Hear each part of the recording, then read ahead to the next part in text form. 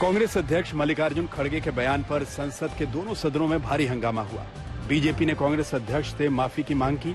केंद्रीय मंत्री पीयूष गोयल ने कहा कि इस तरह का अभद्र भाषण सदन का और देश के मतदाताओं का अपमान है। हंगामे के बीच मल्लिकार्जुन खड़गे ने अपने बयान पर माफी मांगने से इनकार कर दिया। उन्होंने कहा कि बाहर जो कहा अगर वो यहाँ पर बोल देंगे तो इन लोगों के लिए बड़ी दिक्कत हो जाएगी। इस बीच प्रधानमंत्री नरेंद्र मोदी राज्यसभा में विपक्ष के नेता मल्लिकार्जुन खड़गे और उपराष्ट्रपति जगदीप धनखड़ के साथ दोपहर का भोजन करते नजर आए। उन्हें बाजरे के व्यंजन परोसे गए। कांग्रेस नेता अजय राय के आपत्तिजनक बयान के बहाने केंद्रीय मंत्री स्मृति ईरानी ने गांधी परिवार पर हमला बोला। स्मृति ईरानी ने कहा कि महिला के प्रति अभद्र टिप्पणियां करना हमारे संस्कार का विषय नहीं है, ये उनके संस्कार का विषय हो सकता है। अगर गांधी खानदान को अभद्र भाषा पसंद है तो कोई भी कांग्रेसी जो अभद्र भाषा का इस्तेमाल करता है वो माफी क्यों मांगेगा। वहीं अजय राय अपने बयान पर कायम है। अजय राय ने कहा कि मेरा किसी का अपमान करने का इरादा नहीं था, ये हमारी बोलचाल की भाषा है, जिसका अर्थ है कि कोई अचानक प्रकट होता है और कुछ कहता है और फिर गायब हो जाता है। ये असंसदीय भाषा नहीं है। दूसरी ओर यूपी के सोनभद्र में अजय राय के खिलाफ शिकायत दर्ज कराई गई। अलवर के राजगढ़ में भारत जोड़ो यात्रा का राजस्थान सफर थम गया। राहुल की यात्रा ने राजस्थान में 16 दिन में 485 किलोमीटर की दूरी तय की। राजस्थान में भारत जोड़ो यात्रा की समाप्ति पर अशोक गहलोत ने कहा कि राहुल गांधी की यात्रा हमारे लिए वरदान साबित हो रही है। हर यात्रा एक संदेश देती है और इस यात्रा में हमें संदेश मिला है कि हमें अगले बजट में सामाजिक सुधार पर फोकस करना है। अशोक गहलोत ने बीजेपी पर जमकर निशाना साधा। राहुल की भारत जोड़ो यात्रा का अगला पड़ाव हरियाणा में शुरू होगा। हरियाणा में राहुल की यात्रा के लिए जबरदस्त तैयारियां की गई हैं। 23 दिसंबर को राहुल की यात्रा फरीदाबाद पहुंचेगी। पंजाब में शिरोमणि अकाली दल की सांसद हरसिमरत कौर बादल ने लोकसभा में पंजाब के सीएम भगवंत मान पर जमकर हमला बोला।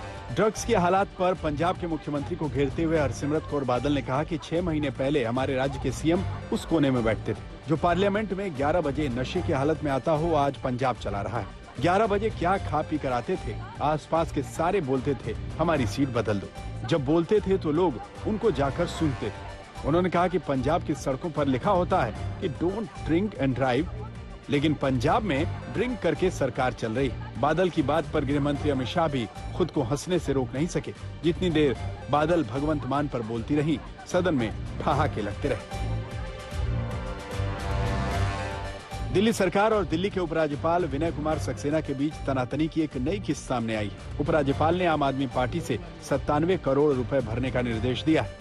इस आदेश की वजह आम आदमी पार्टी का राजनीतिक विज्ञापनों को सरकारी विज्ञापनों के तौर पर प्रकाशित करना है। दिल्ली के उपराज्यपाल के आदेश पर आम आदमी पार्टी ने पलटवार किया है। सौरभ भारद्वाज ने कहा कि बीजेपी ने अपने एलजी को कहा है कि कई साल पुराना विज्ञापनों का मामला जो ठंडे बस्ते में डाला गया उसे फिर से निकालो। एलजी साहब के पास कोई ऐसी शक्ति नहीं है कि वो इस तरह के आदेश पारित करें जिसका कोई लेना देना नहीं है। सौरभ भारद्वाज ने कहा कि बीजेपी शासित राज्यों ने करीब 22,000 करोड़ रुपए के विज्ञापन बाहरी राज्यों को दिए हैं।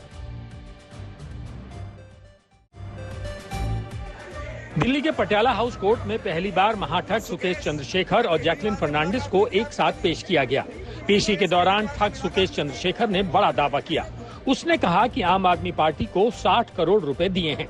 सुकेश चंद्रशेखर ने पिछले दिनों जेल से ही एक के बाद एक लेटर लिखकर अरविंद केजरीवाल, सत्येंद्र जैन और मनीष सिसोदिया पर कई आरोप लगाए थे।